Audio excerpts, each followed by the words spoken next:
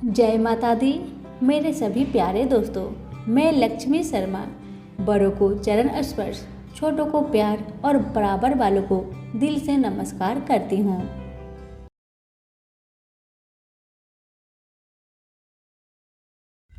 आज सुनिए शनि महाराज की कथा। शनिवार को आधिपति देव शनि देवता का दिन कहा जाता है। शनि देवता व्यक्ति को उनके कर्मों के अनुसार फल देते हैं, इसलिए उन्हें न्याय का देवता भी कहा जाता है। कहते हैं कि शनि की दृष्टि जिस मनुष्य पर पड़ जाए, या तो वो राजा बन जाता है या फिर रंक। शनि भगवान की महादशा का सामना कर रहे व्यक्तियों को शनिवार का व्रत रखना चाहिए, क्योंकि अगर कर्मों के फलदाता आपके पूजा से खुश हो गए तो आपके जीवन से दुखों का अंत हो जाएगा। अब सुनिए शनि महाराज की व्रत कथा। कथा को पूरा जरूर सुनिएगा और दूसरों के पास भी शेयर करें। दोस्तों, वैसे तो सूर्य पुत्र शनि देव के कई मंदिर भारत में स्थित है, लेकिन कुछ मंदिर ऐसे हैं जिनका अपना अलग महत्व है और इन मंदिरों के साथ कुछ धार्मिक कहानियां भी जुड़ी हुई है। ऐसा ही एक मंदिर है शनि सिंगनापुर। आज मैं इसी मंदिर से जुड़ी कथा आपको सुनाने जा रही हूँ। यह मंदिर महाराष्ट्र के अहमदनगर जिले के पास एक गांव सिंगनापुर में स्थित है, इसलिए इसे शनि सिंगनापुर मंदिर कहा जाता है। अहमदनगर से इस मंदिर की दूरी 35 किमी है। इस मंदिर की विशेषता यह है कि शनि महाराज की पाषाण काले रंग की मूर्ति बिना किसी छत्र या गुंबद के खुले आसमान में एक संगमरमर के चबूतरे पर विराजमान है। इस मूर्ति की ऊंचाई लगभग 5.9 फीट है और चौड़ाई करीब 1.6 फीट की है। शनि भगवान की मूर्ति के साथ में एक त्रिशूल लगा हुआ है जो शिव भगवान का प्रतीक है। एक नंदी की प्रतिमा जिसका मुख दक्षिण की तरफ है। शनि भगवान की प्रतिमा के सामने शिव जी और हनुमान जी की छोटी मूर्ति भी चबूतरे पर विराजमान है। इस मंदिर की विशेषता, यह मंदिर स्वयं एक जागृत देव स्थान कहलाता है। इसका तात्पर्य ये है, ऐसा माना जाता है शनिदेव साक्षात इस मंदिर में निवास करते हैं। इस गांव में अगर कोई भी इंसान चोरी करता है तो शनि भगवान स्वयं उसे सजा देते हैं। यहाँ भगवान शनि देव जी की मूर्ति स्वयंभू है, अर्थात शनि देव की पाषाण प्रतिमा को किसी इंसान ने नहीं बनाया है। ये प्रतिमा स्वयं पृथ्वी के गर्भ से धरातल पर अवतरित हुई है।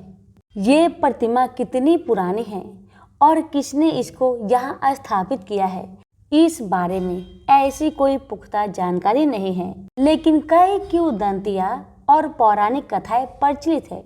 शनिदेव न्याय के देवता माने जाते हैं।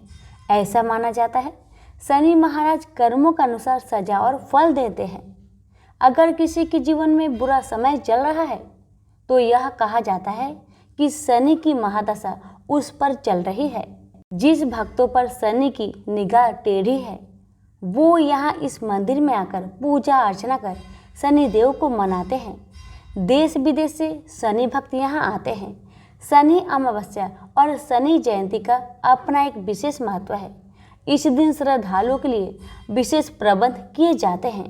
श्रद्धालु भगवान शनि की प्रतिमा को पानी और तेल के साथ स्नान कराते हैं और फूल चढ़ाते हैं। मेले के दिन शनि भगवान की पालकी का आयोजन किया जाता है। सिंगनापुर गांव के लोगों का मानना है इस गांव पर साक्षात शनि देव की कृपा है। इस गांव में किसी भी घर में दरवाजे नहीं हैं। यहाँ बाहर जाने आने वाले लोग भी अपने अपने वाहनों को बिना ताला चाबी लगाए खुला छोड़ निश्चित घूमते हैं। कीमती सामान हीरे जवाहरात सोना चांदी को भी तिजोरिया में नहीं रखा जाता है। और तो और यहाँ बैंकों और डाक खाने में भी गेट या दरवाजे नहीं है।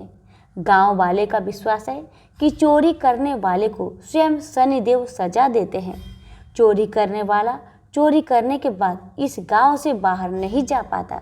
उससे पहले ही उसके जीवन में संकट आने शुरू हो जाते हैं। कथा, करीब 300 साल पहले गांव और आसपास के इलाके में भयंकर बारिश हुई और बाढ़ जैसा हालात हो गए। पास में ही नाश नाला नदी के किनारे पर एक अजीबोगरीब काले रंग का पाषाण पत्थर कहीं से आ गया। लोग उस पत्थर को देखकर हैरान थे। किस्से कहानियां में बताते हैं कि एक गांव वाले ने उस पत्थर पर किसी नुकीले चीज से प्रहार किया तो उस पत्थर में से खून के रंग के जैसा कुछ निकलने लगा। ये देखकर वह डर गया और गांव में भाग आया। एक रात शनिदेव ने गायों के एक गरीब को सपने में बताया कि वो मेरी प्रतिमा है, उस मूर्ति को लाकर गांव में स्थापित करो। गडरिये ने स्वप्न की बात गांव वालों को बताई और गांव वाले प्रभु इच्छा मानकर उस पत्थर को लेने निकल पड़े, लेकिन उस पत्थर को वहां से हिला भी नहीं पाए। प्रभु शनिदेव ने गडरिये को दूसरे दिन फिर सपने में बताया कि कोई सगे मामा भांजा ही मेरी प्रतिमा को वहां से गांव में ला सकता है। गांव वाले ने जैसा शनिदेव जी ने कहा वैसा ही किया और शनि महाराज की प्रतिमा को गांव में एक खुले स्थान पर स्थापित कर दिया। मूर्ति स्थापित होने के बाद शनिदेव ने गांव वालों को स्वप्न दिया और कहा, इस गांव की रक्षा अब मैं करूंगा। जो भी इस गांव में चोरी और गलत काम करेंगे उसको सजा स्वयं मैं दूंगा। आप अपने घरों से किसी भी तरह की सुरक्षा हटा ले। शनि देव महाराज के आदेश पाकर सभी गांव वालों ने अपने घरों से दरवाजा निकाल दिए। यही परंपरा कई सालों से यहाँ चली आ रही है। यहाँ पूरे गांव में किसी भी घर में गेट और दरवाजा नहीं है। और तो और अपनी कीमती चीजें को भी गांव वाले तिजोरी में नहीं रखते। यहाँ एक यूसीओ बैंक की शाखा है, उसमें भी कोई गेट और सिक्योरिटी नहीं है। इस अद्भुत और अविश्वसनीय मान्यता के कारण ये जगह विश्व प्रसिद्ध है और लाखों की तादाद में भक्त रोज यहाँ दर्शन करने आते हैं। प्रेम से बोले शनि महाराज की जय। पार्वती जब भी अपने पति शिव के साथ दूसरे देवताओं के निवास स्थान पर जाती और वहां उनके सजे धजे सुंदर भवनों को देखती तो उन्हें बड़ी ही हीनता का बोध होता। वे यह महसूस करती कि हमसे छोटे छोटे देवताओं के पास भी बड़े बड़े भव्य भवन हैं, लेकिन हमारे पास तो कुछ भी नहीं। कहने को मैं आदि देव शिव की पत्नी हूँ, लेकिन रहने के लिए मिली है कैलाश पर्वत की कंदराएं और पहनने के लिए वल्कल। किसी उचित आवास के अभाव में अन्य सुख सुविधाओं का उपभोग नहीं कर सकती। एक दिन पार्वती ने अपने मन की व्यथा अपने पति शिव से कही। शिव जी सुनकर मुस्कुराए, फिर बोले, इसमें हीनता की तो कोई बात ही नहीं देवी। प्रत्येक व्यक्ति की अपनी अपनी जीवन शैली होती है। हमारी जीवन शैली यही है, हम अपनी इस शैली को हीन क्यों समझे। अन्य देवगण प्रकृति से बहुत दूर है, जबकि हम प्रकृति की गोद में निवास करते हैं। यह तो हमारे लिए गौरव की बात है, हीनता की नहीं। शिव के तर्कों से पार्वती संतुष्ट नहीं हुई और बोली, मुझे आपकी ये बातें समझ में नहीं आती देव। मुझे तो अपना एक आवास चाहिए, बहुत ही भव्य और सुख सुविधा से पूर्ण। शिव ने अपनी सहज मुस्कान से साथ उत्तर दिया, इसमें क्या मुश्किल है देवी। मैं अभी विश्वकर्मा को बुलवा देता हूँ, उनसे जैसा चाहो वैसा आवास बनवा लो। विश्वकर्मा को बुलाया गया। पार्वती ने आदेश दिया, हमारे लिए ऐसा भव्य बनाओ जैसे विश्व में कहीं ना हो। विश्वकर्मा ने आदेश स्वीकार किया। निर्माण कार्य प्रारंभ हो गया। कुछ ही समय में पार्वती की इच्छा अनुसार भव्य भवन तैयार हो गया। अपने भवन को देखकर पार्वती अति प्रसन्न हुई। गृह प्रवेश की तैयारी होने लगी।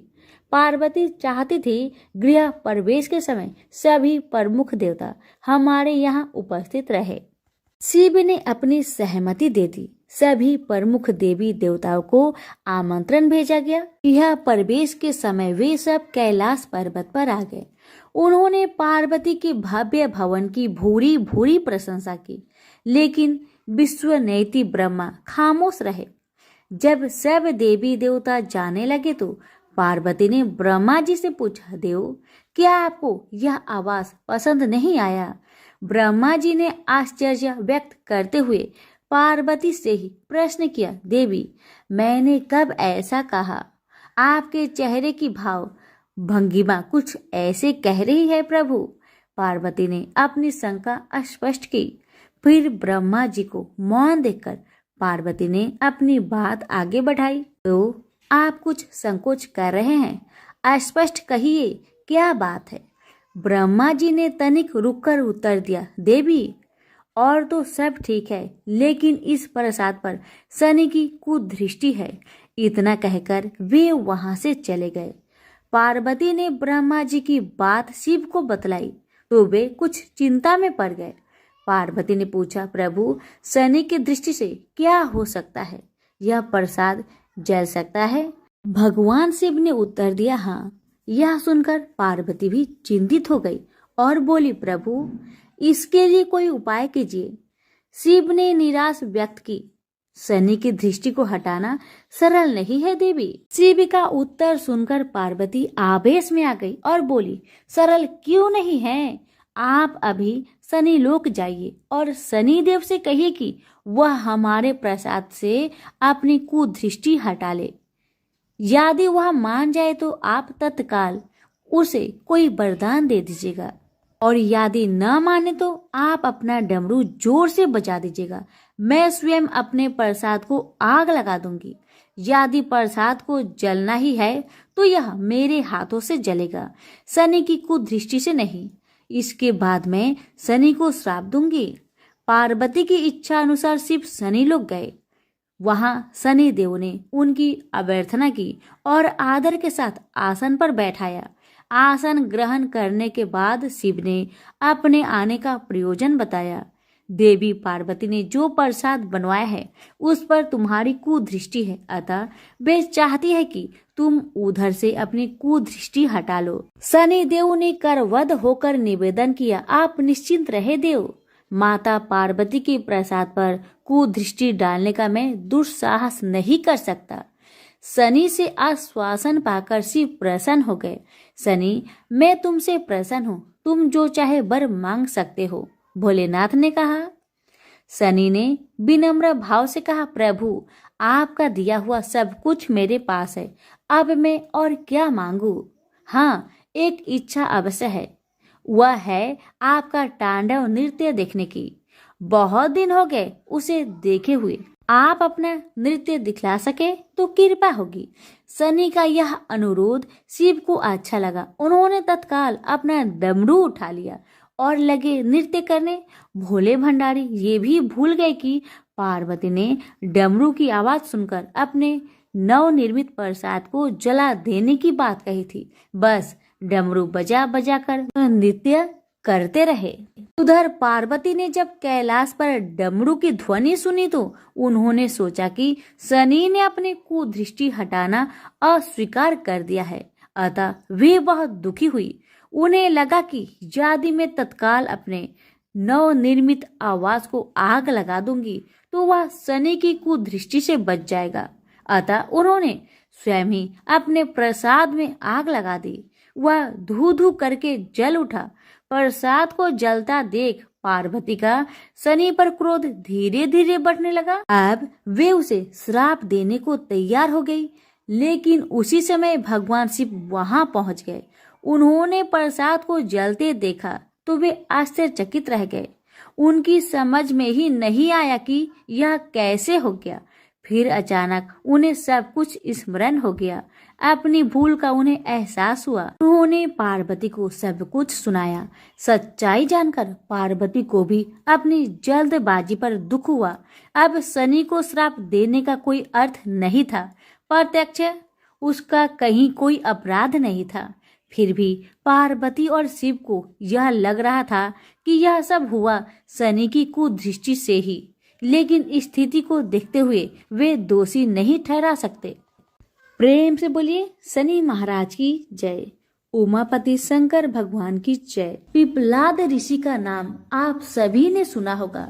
वह महर्षि दधीचि के पुत्र थे। महर्षि दधीचि जिन्होंने अपनी हड्डियों का दान कर दी थी, जिससे इंद्र का वज्र बनाकर और वृत्तासुर का संहार संभव हो पाया था। यह घटना ब्रह्म पुराण की है। शमशान में जो महर्षि दधीचि के मांस पिंड का दाह संस्कार हो रहा था, तो उनकी पत्नी अपने पति का वियोग सहन न कर पाई और पास में स्थित पीपल के वृक्ष की कोटर में जो जड़ों के कारण एक गड्ढा बन जाता है, उसमें अपने 3 वर्ष के बालक को रखकर स्वयं चीता पर सती हो गई। इस प्रकार महर्षि दधीचि और उनकी पत्नी का बलिदान हो गया, किंतु पीपल की कोटर में रखा बालक भूख प्यास से तड़पने लगा और चिल्लाने लगा। जब कोई वस्तु से नहीं मिली तो कोटर में गिरे हुए पीपल के फल खाकर वह बड़ा होने लगा। एक दिन देव ऋषि नारद वहां से गुजर रहे थे। नारद जी ने पीपल की कोटर में बालक को देखकर उससे उसका परिचय पूछा। बालक ने अपना परिचय दिया और बताया कि मैं नहीं जानता कि मैं कौन हूँ। नारद ने पूछा, तुम्हारा जनक कौन है? तब बालक भी उसी तरह का उत्तर दिया कि वह नहीं जानता कि उसके जनक कौन है। तब नारद जी ने अपना ध्यान धरकर उस बच्चे के बारे में पूरी जानकारी निकाली और उसे बताया कि तुम महान दधीचि के पुत्र हो। तुम्हारे पिता की अस्थियों का वज्र बनाकर ही देवताओं ने असुरों पर विजय प्राप्त की थी। नारद ने बताया कि तुम्हारे पिता दधीचि की मृत्यु मात्र 31 वर्ष की उम्र में ही हो गई थी। बालक ने अपने पिता की अकाल मृत्यु के बारे में जानना चाहा। तब नारद जी ने बताया कि उन पर आई इस विपत्ति का कारण शनिदेव की महादशा थी। नारद जी ने उस बालक को पिप्पलाद नाम दिया, क्योंकि वह पीपल के पत्ते और उसका गुदा खाकर बड़े हुए थे। उसके बाद नारद जी ने उसे दीक्षित किया। नारद जी के जाने के बाद उस बालक ने, जिसका नाम पिप्पलाद था, ब्रह्मा जी की घोर तपस्या की। ब्रह्मा जी ने जब बालक से वर मांगने के लिए कहा तो पिप्पलाद ने अपने दृष्टि मात्र से किसी को भी जलाने की शक्ति मांगी। ब्रह्मा जी ने उसे वरदान दे दिया। ब्रह्मा जी के वरदान के बाद पिप्पलाद ने सबसे पहले शनि देव का आह्वान किया और उन्हें अपने सामने प्रस्तुत किया। सामने पाकर उन्होंने शनि देव को भस्म करना शुरू कर दिया। शनि देव शरीर से जलने लगे। ब्रह्मांड में कोलाहल मच गया। सूर्य पुत्र शनि की रक्षा के लिए सारे देवता विफल प्रतीत हो रहे थे। सूर्य ने अपनी आंखों के सामने अपने पुत्र को जलता हुआ देखा। ब्रह्मा जी उसे बचाने के लिए विनय निवेदन किया। ब्रह्मा जी ने स्वयं पिप्पलाद के सम्मुख प्रकट होकर शनिदेव को छोड़ने के लिए कहा, किंतु वह तैयार न हुए। ब्रह्मा जी ने एक के बदले 2 वरदान मांगने की बात कही। अब पिप्पलाद ने खुश होकर 2 वरदान मांगे। पहला, जन्म से 5 वर्ष तक किसी भी बालक की कुंडली में शनि उसको कारक नहीं होगा। जैसे मैं अनाथ हुआ, शनि के कारण कोई और अनाथ नहीं होगा। दूसरा, उन्होंने कहा मुझे अनाथ को पीपल में शरण दी थी। जो व्यक्ति सूर्य उदय से पूर्व पीपल वृक्ष पर जल चढ़ाएगा, उस पर शनि की बुरी महादशा का असर नहीं होगा। ब्रह्मा जी ने तथास्तु कहकर वरदान दिया। तब पिप्पलाद ने चलते हुए शनि को अपने ब्रह्म दंड से उसके पैरों पर आघात करते हुए मुक्त किया, जिससे शनि देव की पैर क्षतिग्रस्त हो गए और वह पहले जैसे तेजी लायक नहीं रहे। आता तभी से शनि को शनिचराय, जिसे हम आम भाषा में शनिचर कहते हैं, कहा जाता है कि रतिया शनिचरा जो धीरे धीरे चलता है, वह शनिचराय आग से जलने के कारण शनि की काया काली पड़ गई। आप अक्सर किसी भी पीपल के पेड़ के नीचे शनि की काली मूर्ति जरूर देखते होंगे। उसके पीछे यही पौराणिक कारण है। जब शनि की महादशा या 7.5 चलती है, जो आपके लिए अच्छी नहीं है, तो ज्ञानी जनों के पास बहुत सारे उपाय होते हैं, परंतु आम जनों को करने का एक साधारण सा उपाय मैं आपको बताती हूँ, जिसका लाभ 100% मिलता है। आपको सुबह उठना है, सूर्य उदय से पूर्व नहा धोकर पीपल के वृक्ष को जल देना है, उसके साथ चक्कर लगाने हैं और 7 चक्कर लगाने के बाद इस मंत्र को हिंदी में बोलना है। आपको कहना है कि जिस तरह से आपने पिप्पलाद ऋषि की रक्षा की थी, ठीक उसी तरह मेरी भी रक्षा करें, और आप पाएंगे कि कुछ ही दिनों में आपकी जिंदगी में शनि के बुरे प्रभाव कम होते जा रहे हैं। प्रेम से बोलिए शनि भगवान की जय, पिप्पलाद ऋषि की जय। पुराणों में शनि देव के जन्म की कई कथाएं मौजूद है, जिससे सबसे अधिक प्रचलित कथा स्कंद पुराण के काशी खंड में मौजूद है। कथा के अनुसार सूर्यदेव का विवाह राजा दक्ष की पुत्री संज्ञा के साथ हुआ था। सूर्यदेव और संज्ञा को 3 पुत्र वैश्वतमन, यमराज और यमुना का जन्म हुआ। सूर्यदेव का तेज काफी अधिक था, जिसे लेकर संज्ञा काफी परेशान रहती थी। वे सूर्यदेव की अग्नि को कम करने का उपाय सोचती रहती थी।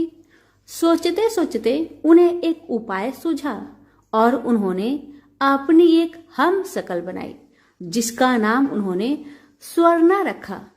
स्वर्णा के कंधों पर अपने 3 बच्चों की जिम्मेदारी डालकर संज्ञा जंगल में कठिन तपस्या के लिए चली गई।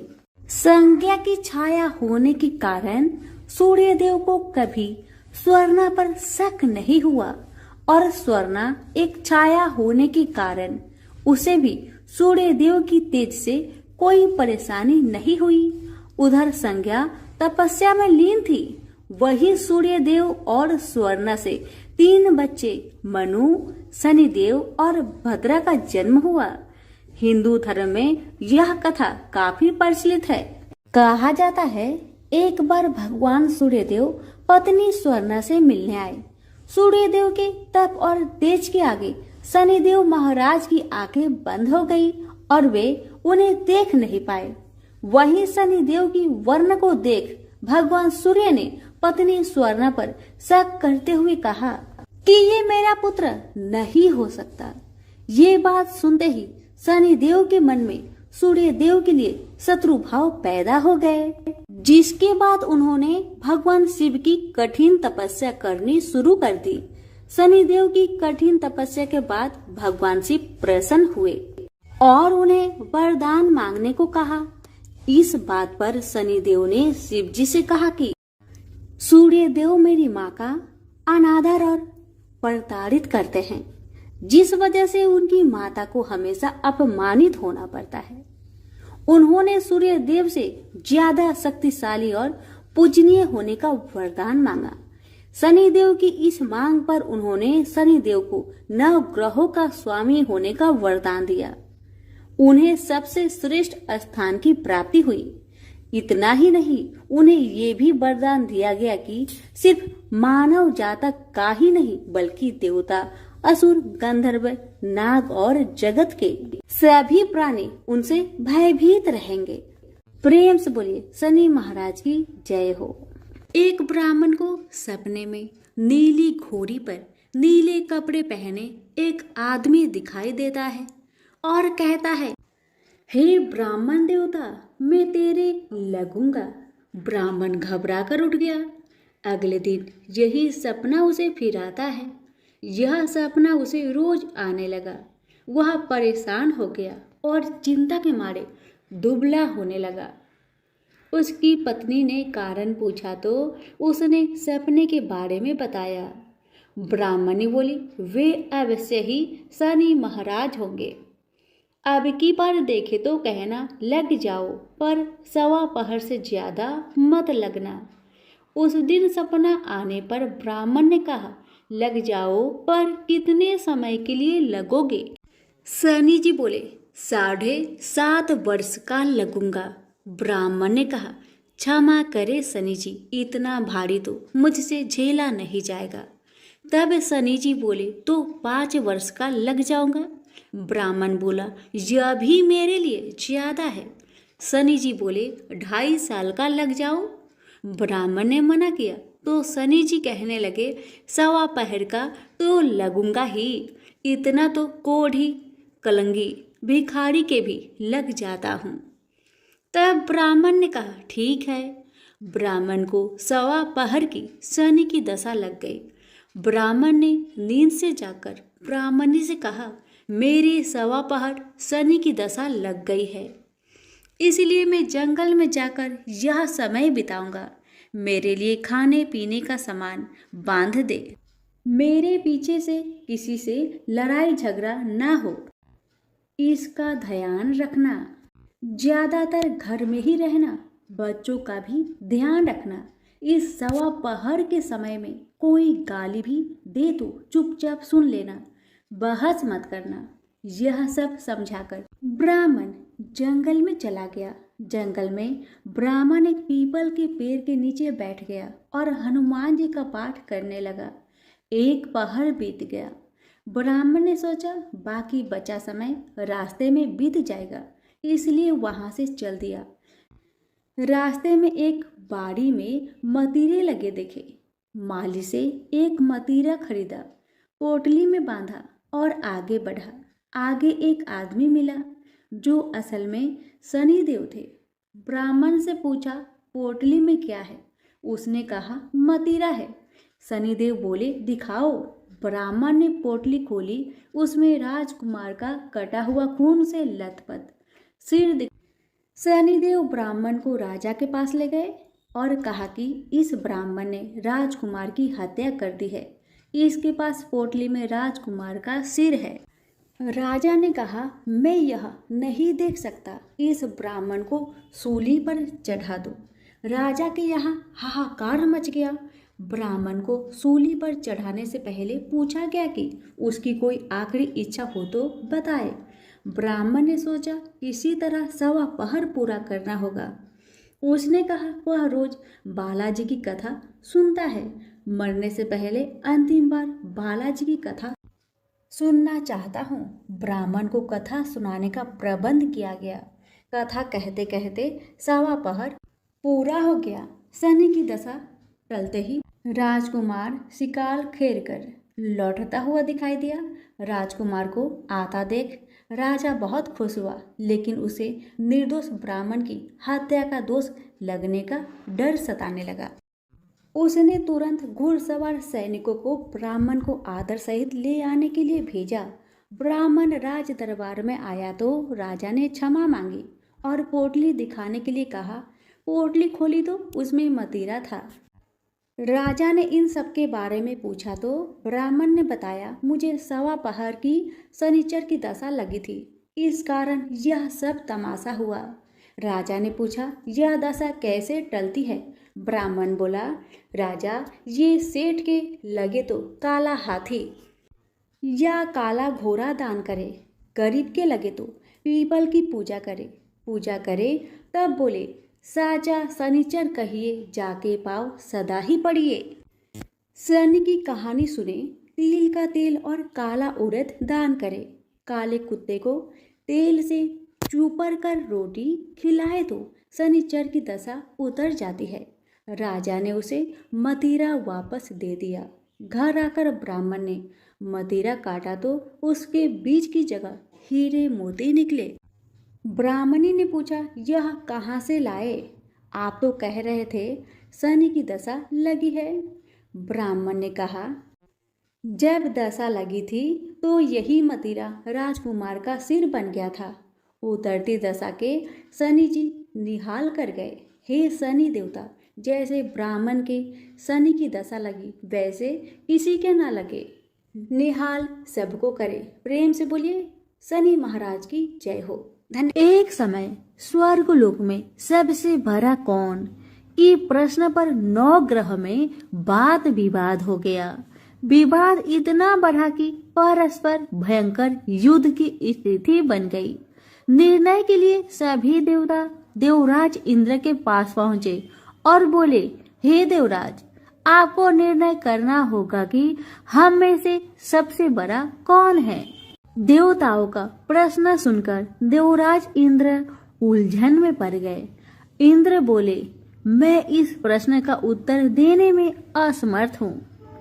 हम सभी पृथ्वी लोक में उज्जैनी नगरी में राजा विक्रम आदित्य के पास चलते हैं। देवराज इंद्र सहित सभी ग्रह उज्जैनिया नगरी पहुँचे। महल में पहुंचकर जब देवताओं ने उनसे अपना प्रश्न पूछा तो राजा विक्रमादित्य भी कुछ देर के लिए परेशान हो उठे, क्योंकि सभी देवता अपनी अपनी शक्तियों के कारण महान थे। किसी को भी छोटा या बड़ा कह देने से उनके क्रोध के प्रकोप से भयंकर हानि पहुंच सकती थी। अचानक राजा विक्रमादित्य को एक उपाय सूझा और उन्होंने विभिन्न धातुओं स्वर्ण, रजत, कांसा, तांबा, सीसा, रांगा, जस्ता, अबरक व लोहे के 9 आसन बनवाए। धातुओं के गुणों के अनुसार सभी आसनों को एक दूसरे के पीछे रखवाकर उन्होंने देवताओं को अपने अपने सिंहासन पर बैठने को कहा। देवताओं के बैठने के बाद राजा विक्रमादित्य ने कहा, आपका निर्णय तो स्वयं हो गया। जो सबसे पहले सिंहासन पर विराजमान है वही सबसे बड़ा है। राजा विक्रमादित्य के निर्णय को सुनकर शनि देवता ने सबसे पीछे आसन पर बैठने के कारण अपने को छोटा जानकर क्रोधित होकर कहा, राजा विक्रमादित्य, तुमने मुझे सबसे पीछे बैठाकर मेरा अपमान किया है। तुम मेरी शक्तियां से परिचित नहीं हो। मैं तुम्हारा सर्वनाश कर दूंगा। शनि देव ने कहा, सूर्य एक राशि पर 1 महीने, चंद्रमा 2.25 दिन, मंगल 1.5 महीने, बुध और शुक्र 1 महीने, बृहस्पति 13 महीने रहते हैं। लेकिन मैं किसी राशि पर 7.5 वर्ष 7.5 तक रहता हूँ। बड़े बड़े देवताओं को मैंने अपने प्रकोप से पीड़ित किया है। राम को 7.5 के कारण ही वन में जाकर रहना पड़ा और रावण को 7.5 के कारण ही युद्ध में मृत्यु का शिकार बनना पड़ा। राजा, अब तू भी मेरे प्रकोप से नहीं बच सकेगा। इसके बाद अन्य ग्रहों के देवता तो प्रसन्नता के साथ चले गए, परंतु शनिदेव बड़े क्रोध के साथ वहां से विदा हुए। राजा विक्रमादित्य पहले की तरह ही न्याय करते रहे। उनके राज्य में सभी स्त्री पुरुष बहुत आनंद से जीवन यापन कर रहे थे। शनिदेव अपना अपमान नहीं भूले। एक दिन राजा की परीक्षा लेने शनिदेव घोड़े के व्यापारी के रूप में राज्य पहुंचे। जब राजा विक्रमादित्य को इस बात का पता चला तो उन्होंने अपने अश्वपाल को कुछ घोड़े खरीदने के लिए भेजा। घोड़े बहुत कीमती थे। अश्वपाल ने जब वापस लौटकर इस संबंध में बताया तो राजा विक्रमादित्य ने स्वयं आकर एक सुंदर व शक्तिशाली घोड़े को पसंद किया। घोड़े की चाल देखने के लिए राजा उस घोड़े पर सवार हुए तो वह घोड़ा बिजली की गति से दौड़ पड़ा। तेजी से दौड़ता घोड़ा राजा को दूर एक जंगल में ले गया और फिर राजा को वहां गिराकर जंगल में कहीं गायब हो गया। राजा अपने नगर को लौटने के लिए जंगल में भटकने लगा, लेकिन उन्हें लौटने का कोई रास्ता नहीं मिला। राजा को भूख प्यास लगाई। बहुत घूमने पर उसे एक चारवाहा मिला। राजा ने उससे पानी मांगा। पानी पीकर राजा ने उस चारवाहे को अपनी अंगूठी दे दी।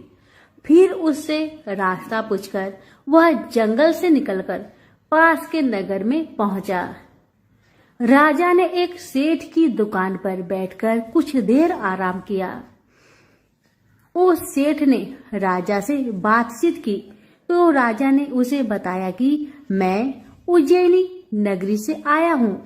राजा के कुछ देर दुकान पर बैठने से सेठ जी की बहुत बिक्री हुई। सेठ ने राजा को बहुत भाग्यवान समझा और खुश होकर उसे अपने घर भोजन के लिए ले गया। सेठ के घर में सोने का एक हार खूंटी पर लटका हुआ था। राजा को उस कमरे में छोड़कर सेठ कुछ देर के लिए बाहर गया। तभी एक आश्चर्यजनक घटना घटी। राजा के देखते देखते सोने की उस हार को खूंटी निगल गई। सेठ ने कमरे में लौटकर हार को गायब देखा तो चोरी का संदेह राजा पर ही किया, क्योंकि उस कमरे में राजा ही अकेला बैठा था। सेठ ने अपने नौकरों से कहा कि इस परदेसी को रस्सियों से बांधकर नगर के राजा के पास ले चलो।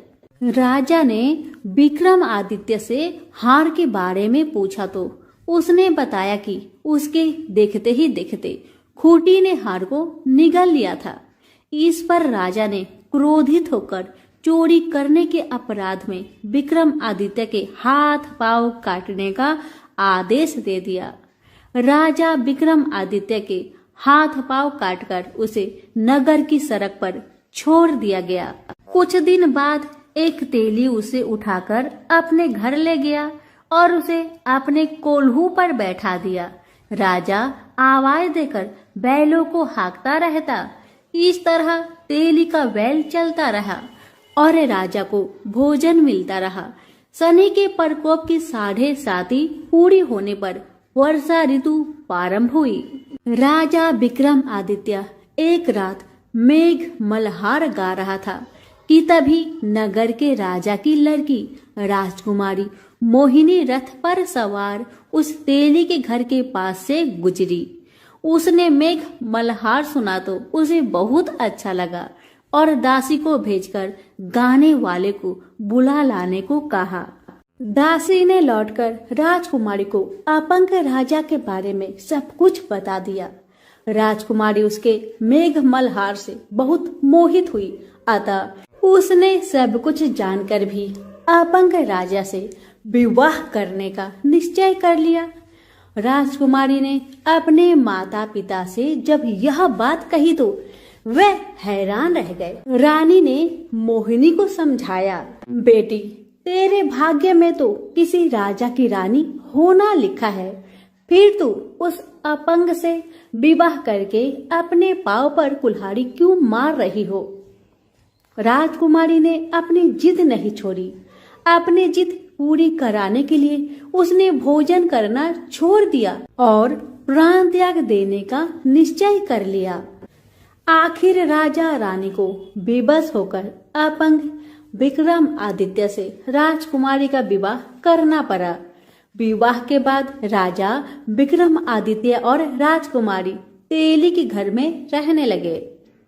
उसी रात स्वप्न में शनि देव ने राजा से कहा, राजा तुमने मेरा प्रकोप देख लिया, मैंने तुम्हें अपने अपमान का दंड दिया है। राजा ने शनि देव से क्षमा करने को कहा और प्रार्थना की, हे शनिदेव, आपने जितना दुख मुझे दिया है अन्य किसी को न देना।